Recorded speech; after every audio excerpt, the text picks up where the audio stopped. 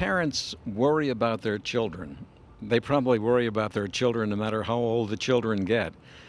But when they leave their neighborhoods to go to junior high school from their neighborhood schools, they worry even more. And what they worry about probably is drugs, because there are drug problems in our community, as there are in probably every community around the country.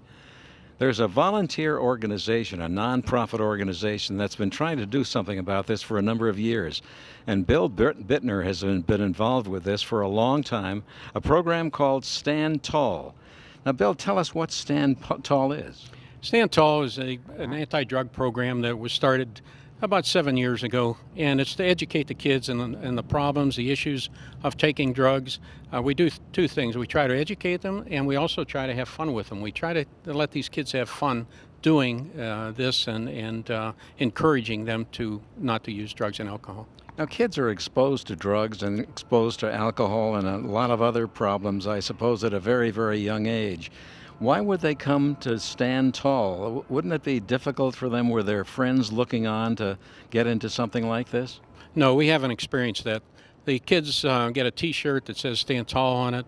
They attend various functions.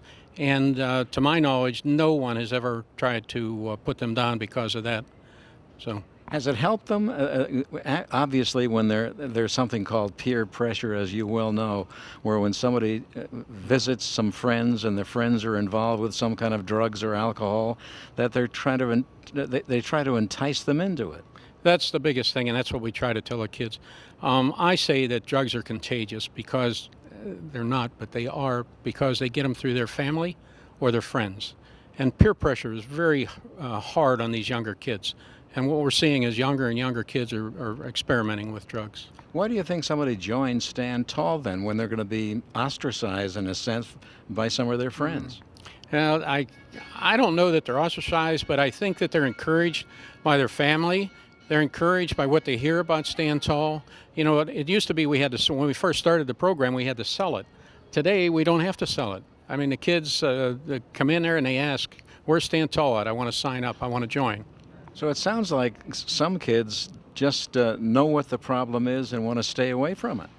Well, I would say that's a true statement, Larry. I remember a statement by a younger person, one of the students.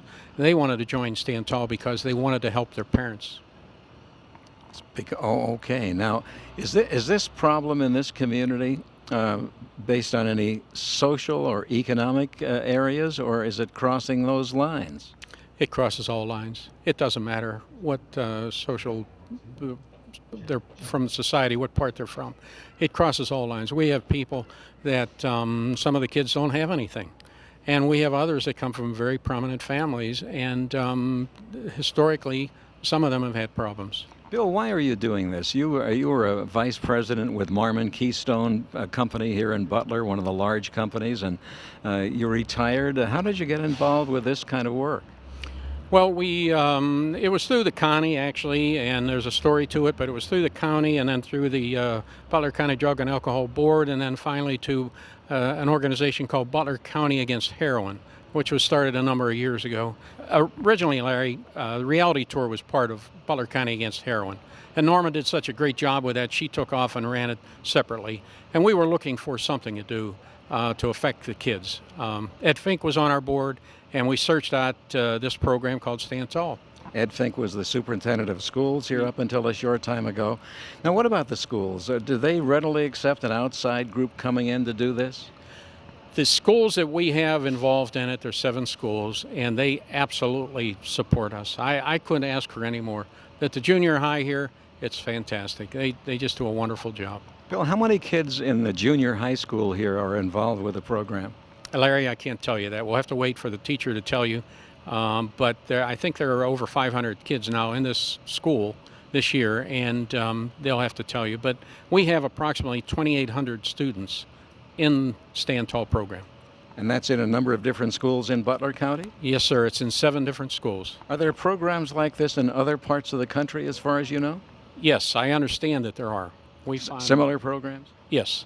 We found a few, but they're kind of hard to identify. But I understand there might be 80 or 90 of them throughout Pennsylvania. Did it surprise you that some of the kids in junior high school were attracted to the program the way they are? Yes and no. Some of the kids are absolutely fantastic. I mean, the work that they do and how they help us and how they speak out for StandTall. And then there are others just come along just to be part of the group. You know. I understand that the kids have to volunteer for drug testing, so the parents would have to be involved with that too, wouldn't they? Yes, sir. When they sign a statement, when they join us, and they can join any time. We prefer when they start here at the 7th grade that they join, but they can join any time through the 12th grade, and they're in the program until they graduate from the senior high. We do drug test them, and the student has to sign the form, and the parent has to sign the form to acknowledge they approve us going in and drug testing. Now what happens is the VNA will come in, the computer will randomly select, not by name but by number. The computer will randomly select kids and then we drug test them. Must be an awfully good feeling to know with these hundreds of kids each year coming through the program, how many maybe lives you've saved. When it started, I didn't think of it that way. But recently, I have been sort of leaning in that direction. Our goal is to change lives and save lives. That's what we want to do. We want to save lives. We don't want kids going out, getting into drugs, alcohol, and all the things that happen as a result of that, and the damage to themselves and to their families. So our goal really is to save lives. Bill, good to talk to you. Thanks so much. We want to talk with a teacher who's directly involved with the children in just a few moments. Thank you, Larry. A 7th grade student, Joe Atkinson, here at the junior high school, and you're a member of StandTall. Why did you join? Because I thought it was wrong to abuse drugs, and I thought this was a fun way to get the message sent. Have you ever been exposed to drugs? Anybody ever come to you or any of your friends use drugs that you know of? None of my friends used to do drugs, but there are some people that did drugs, but they never wanted me to use them. So. Have you ever met anybody that you think might have tried to attract you to some of the drugs they were using? Not that I know of, no. So you're reinforcing yourself now to get away from it. Are you part of a group now that maybe people point to as saying, well, you're different from us? Does that bother you any? Not really, no. I just think that I don't care what people say. We're giving out a message that people should listen to. I suppose for a few years now you've heard about there is a drug problem here as everywhere else. Were you concerned that you might run into people who might try to ask you to join them? Yeah, sometimes I do worry, but I know that I can always say the right thing instead of joining in. If I do join in, that doesn't make me cool, so I'd just say no thanks.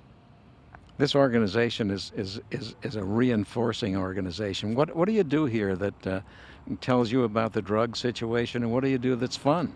Well, basically, we we do tests that make sure that we don't do drugs, and we do pledges that make sure that we don't do drugs, and we do activities such as running events, the fall festival over there, and other things that we do in order to keep this thing fun and all that. I'm not so sure. I'm not sure what they're really for. All I just know is that they're really fun.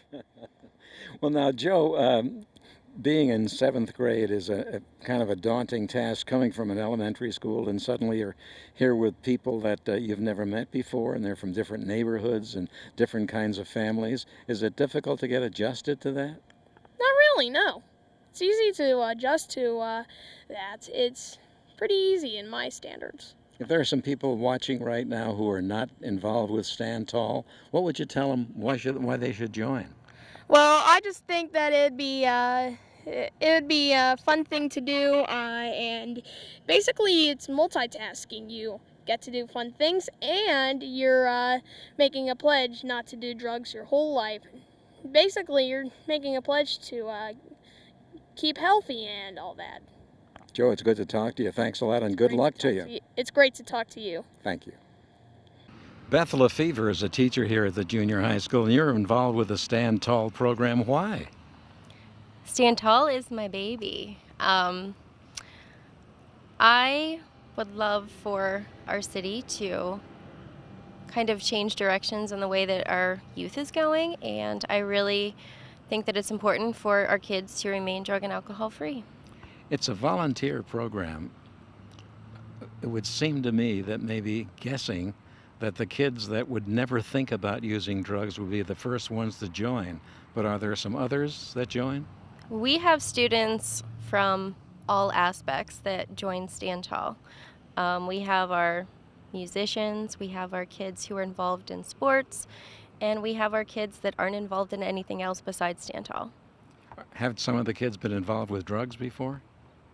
I can't say 100%, but I'm hoping that if they were and they were involved in StandTall, that they have stopped. Now, why would they do that? If they're on drugs and they have a crowd that they hang around with that do drugs together and it's the thing for them to do and they feel they belong to that, why would they suddenly step out of that and take a chance of being in a situation where their friends finger point? I think a lot of the times the kids are looking for acceptance, and they're looking for somewhere in the world in which they can belong to. And I think that a lot of our kids find that in StandTall. But if they belong to a drug group, wouldn't that be enough for them? Maybe they don't necessarily want to be a part of that drug group. Maybe it's peer pressure. Whatever the reason may be, I'm glad that they're leaving that group and joining StandTall. When they're in StandTall, obviously they have kind of an insulation against the real world out there. But also during the time, the 3 or 4 years they're here, they meet people who entice them into the drug situation. This gives them strength, does it? I would hope so. I mean, you're going to be faced with challenges throughout your whole entire life, and I think that teaching them at a young age how to say no, how to not give in to the peer pressure, I think that, that's just going to help them. Now, parents need help. They really need help in understanding this whole drug culture, and they need help to know what to say to their kids if the kids start getting involved or think about getting involved. What would you tell these parents? My parents taught me from day one that drugs and alcohol are bad. I would just encourage parents to sit down and talk to their kids and ask a lot of questions, know what they're involved in, know who their friends are, know where they're going at all times. But it's an old saw that peer pressure sometimes overcomes everything. So isn't it awfully tough for some of these kids to withstand that peer pressure? Absolutely. Absolutely. But coming here, it's another kind of peer, I guess. Yeah. Absolutely. What kind of programs do you have here besides this one going on here today? We usually have an activity every month for the kids to celebrate them being drug and alcohol free. We've actually had a few events so far this year. I've taken a group of kids to the Down Syndrome 5K that was held at Alameda Park a few weeks ago, and they encouraged the runners and cheered them on. They did a wonderful job. We also had our benefit dinner last week at the Chop Shop, and I had a few kids helping out. We'd like to take them to a Pirates game every year. We take them roller skating, we go bowling, and we play laser tag, and a lot of really cool things that we do. So it's a whole culture here, and the culture is a healthier culture than it might be otherwise. What percentage of the student body here do you think is involved? At least 20%. Is that good enough? It's good, but it can always be better. How do you spread the word? Well, I'm sure the kids are sick and tired of hearing me. I'm on the morning announcements almost every day. I'm posting things all over the school.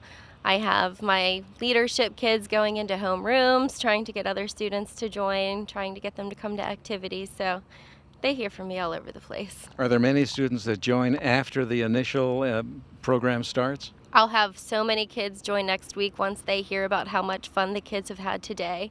I always have so many kids join after this event. Do most of the kids, as far as you know, stick with it? They stay away from drugs the whole time they're here? My first group, since I've been at Butler, are now seniors. And this is probably the biggest group of seniors that we have had involved in StandTall. So from what I have seen, from them being in 7th grade to them now being a senior, yes.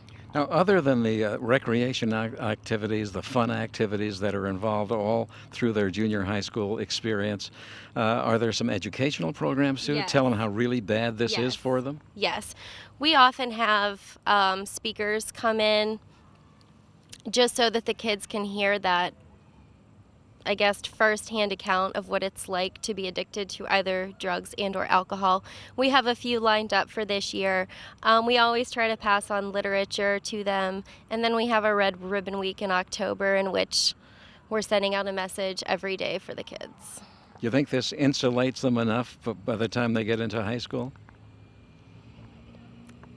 Maybe not 100%, but it's what we have and it's what we're working with, and we're only looking to get bigger. So I think that StandTall is the best drug and alcohol program right now in the schools. Beth, thanks very much. Thank you. Stand Tall, a program that's helping hundreds of people here and thousands of people in Butler County schools. We just left the junior high school in the Butler area school district talking about a program for young students there. There's another program here as we come south to the Mars area school district to the Mars Centennial School. There's a program called DARE. It's the Drug Abuse Resistance Education Program. It's run by the Sheriff's Office in Butler County. And Sergeant Harry Callithan is a deputy with the Sheriff's Office, and we want to learn about the DARE program. I know it affects a lot of people. Just what is the program? It's a drug prevention program. It's the core program that we teach is the DARE Keeping It Real program. It's meant for 5th, 6th grade students, and we concentrate on making good decisions, basically life skills type lessons. I understand you've been doing this for about 10 years, and it now covers about 15 elementary schools in the Butler district. What kind of reaction do you get from the students? The students look forward to it. They get an opportunity to talk to a real uniformed police officer, ask questions, not to mention learn about a lot of important things in their lives concerning them. Now, why do we start at the 5th grade? Is there something vulnerable about that area? Well, DARE has curriculum for all age groups, but the 5th grade, they're at an age where they're starting to get impressionable and they want to start experimenting with things, right? So we want to help them recognize risks and dangers of making bad decisions, and hopefully they're at an age where we make a big impact as far as what we talk about. I've been told that it's about drugs, it's about alcohol, it's about bullying. Let's start with the first one. What do you tell a student about drugs? Because after all, this is the age where they might be exposed to something like that for the first time. Well, we talk actually very little about drugs. We only have one lesson. We talk about alcohol and tobacco. We mainly focus on the decision-making process. We use the DARE decision-making model. Define your problem, assess your choices, respond by picking a good choice and evaluating your choice. But we also identify risks and consequences to risks, that you have positive and negative consequences when you do things. We talk about communications. We talk about nonverbal and verbal communication. We talk about peer pressure, how to respond to peer pressure, and in bullying and identifying your help network. Who can you go to for help? Now, these are 5th graders. They're not psychiatrists, so they can't really understand some of these dynamics. How do you teach them the basics of what you're trying to teach? Well, we have a lot of interaction type exercises, like for nonverbal communications. We do an exercise where we have them face each other, and we have them show each other what it looks like to be happy, what it looks like to be sad, what it looks like to be confused, and we incorporate that into your body language has to go along with what you're saying, along with responding confidently when you respond to someone, making eye contact, having good posture and speaking clearly so the person understands what you want them to know or what decision you want to make. We talk about giving a reason or an excuse why you don't want to do something. Now, a lot of this is self-esteem, and of course some people come to school with more self-esteem than others because of their home life or because of genetics. So how do you level that out? Well, we certainly recognize that everyone has different levels of confidence, and the only way to become more confident is through practice. So through the various exercises throughout the 10 lessons that we visit the kids in the classroom, hopefully they've gotten a little more confident by the time we're through. I want to talk to some of the students about all this as well. Let's talk to some students, and then also we'll talk with someone who was a student that went through the DARE program and became a deputy sheriff, and now she's teaching that program. So let's first talk to some students.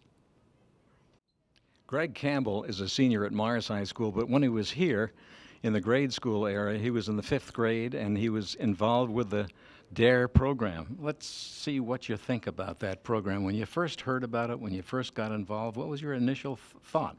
To be honest, I really didn't know much about it going in, but with Officer Brooks, he was our officer that guided us through the DARE program. He really taught us mainly just life lessons that you really didn't think about until you grew up, and 5th and 6th grade was almost the perfect time to do it. So. Well, do these things mean anything to you then because you were so young? Did you understand what the problems were that you were finding solutions for? At the time, I guess the problems were more little because you are a little bit younger, but you think of certain situations that you could possibly get into in the future, and that's really beneficial when you're that young because it really helps you mature throughout life. So. What were the first situations you thought of that might affect you later on? Honestly, the big one was really peer pressure. I mean, obviously, when you're 5th and 6th grade, you think about the popular kids and stuff like that. But then with those lessons that the officers teach you, you really think about who you want to be and what you really care about. So honestly, I think that was a big one that I had to learn. Did it give you some confidence then? Oh, yeah. It gave me a lot of confidence. Do most of the kids take it seriously when they come to a DARE class? Yes, they definitely take it seriously. They're very respectful of the officers, and they pay attention very well and listen. So. Good to talk to you. Thanks very much. All right, thank you. Meet Olivia Magnus. She's a 5th grader here. Now, in the DARE program, when they were talking about self-esteem, what was it like in that class? Well, in self-esteem, we have characters, and they put on videos. Like, they have videos that we watch, and they give us an example, and then we go over that, like, what happened in the video to them in the lesson. So in the self-esteem, I forget who it was, but they were going through something, and they were going through self-esteem, and then after the video, we went over that in the lesson, so we understood it more. And the videos help because they give you examples so you understand the lesson more. So it's easier to understand with the videos. And with self-esteem, the video really helped explain it. It like helped explain the lesson. Now, I know another subject that was important to you was the bullying part. Tell us about that. The bullying, in the video, Pat, he was getting bullied, and Taylor was being really mean to him because he was always picked last for the team, and they were being really mean because they were flipping a coin and the loser got him. So they were just being really mean to him, and they were using physical bullying. Besides the videos, did the classes themselves, the pupils themselves, get involved with some of these situations? Yes, in the verbal, nonverbal and verbal communication, we faced each other and we showed each other what it was like to be happy, sad, mad, confused. Like our body actions could go along with what we were saying. And nonverbal communication, we looked at each other, but one person, they weren't supposed to be paying attention. So one person was talking about a subject, and then the other person was like looking off into space or something and not paying attention to what you were talking about. So you learned a lot. Yes, like whenever someone's talking to you, you should make eye contact so they know that you're paying attention to them and they know that you're listening to what they're talking about. Dara Danner is a deputy with the Sheriff's Department in Butler County, and she has an unusual situation. She was a student, a 5th grade student in the Drug Abuse Resistance Education Program, the DARE program, and she was so impressed that she wanted to be a law enforcement officer, and she became a deputy sheriff here in Butler County. Now, Dara, tell us about those 5th grade experiences. What turned you on to law enforcement? Well, first of all, what turned me on was having a uniformed police officer in our classroom. And we got to go to a separate classroom, which was different. We got to leave our teacher and be with somebody else who was teaching us things. And they would teach us things that we didn't get to learn in class, things that we would think about. Like we talked about alcohol. We talked about tobacco and we talked about marijuana, along with other things like peer pressure and bullying and things like that. We learned about bullying in school. So the stuff about the drugs was really important to me. Now, you all heard about those things beforehand, but this was more directly. How did they get the message across that some of this could happen to you? By bringing the uniformed police officer in. Actually seeing somebody who can tell us real life stories about dealing with people on the street that have drug problems, and knowing their experiences made it more understanding to us. Well, did you know some kids in 5th grade who were maybe drifting in that direction, who might be experimenting sometime after that? Not in 5th grade, no. No, but we were curious, of course, because we'd see alcohol and tobacco, and we wondered what that was all about. Were the programs effective for you? Very effective. So effective to the point where when I was sitting in graduation, looking at my DARE officer, I said, that's what I want to do when I get older. Now, when you teach in the classroom, what kind of reaction do you get from the kids? I imagine they're all not the same. They're all very positive, actually. A lot of them ask questions, things that I don't get to really address because the programs tell us so many things that we can talk about. But they branch off and ask us things that they're curious about. And I like to touch on those points. Which points do you think are the most important to most of them? How to deal with peer pressure. Because based off of peer pressure, you have things like tobacco and alcohol, and they don't want to know how they can deal with it when they get older. When their friend is asking them to use it, they need to know how they can say no. Now, you talk about peer pressure. What kind of pressure is that? Pressure dealing with people your own age, people you're in school with, people you're friends with outside of school, when they try to get you to do something that you might not want to do, but also something that you might want to do, you need a little encouragement with. Now, they feel insecure, I think, at 5th grade level. They haven't matured very much. They haven't seen much of the world. I agree. Do they always feel like they're maybe not as important as the next person? Possibly. Yeah, we get that a lot where they kind of talk about their older sibling and they want to be like them. And I tell them we're all different. And when we come into the classroom, we're all individuals and we all have our own opinions on things. And I want you to talk about your own opinion because your opinion matters. Now, when you teach these classes, it's got to be very specific. You're not just lecturing to them. They have to include the students. How do you do that? Ask a lot of questions. Always open communication. They ask me questions. I ask them questions. I share stories. They share stories. Very open discussion. Is there a difficult time in some of those classes, something that gives you a hard time as a teacher? Sometimes there's things that I need to talk with them outside of open discussion. They'll bring something to my attention, and I'll have to address it further. Do the parents get involved with this program? A little bit. Yeah, a little bit, actually. We do have some parents that actually call our office because they want to know more about the program, and I'll have to explain it to them because kids don't always talk to their parents when they get home from school about what they're doing that day. So the parents do get involved. Is there something before the children get into the DARE program that their parents know? And they must give permission, I suppose. There is a permission slip that we have. We type up a permission slip with our letterhead on it. We bring it to the school, and each kid has to sign on it and have it taken home to their parents, and they have to sign on it as well.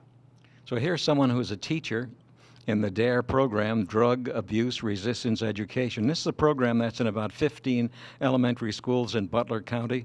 It's been going on for 10 years in this area. It's about 30 years old across the country, and most states have this very same program. Deputy Dara Danner is not only a teacher now, but she was a student in the DARE class some years ago when she was in 5th grade. Dara, thanks very much. Thank you. The DARE program, you'll be hearing more about this as time goes on. Drug Abuse Resistance Education in the school districts here in Butler County. I'm Larry Berg. We'll see you next time on Faces and Places.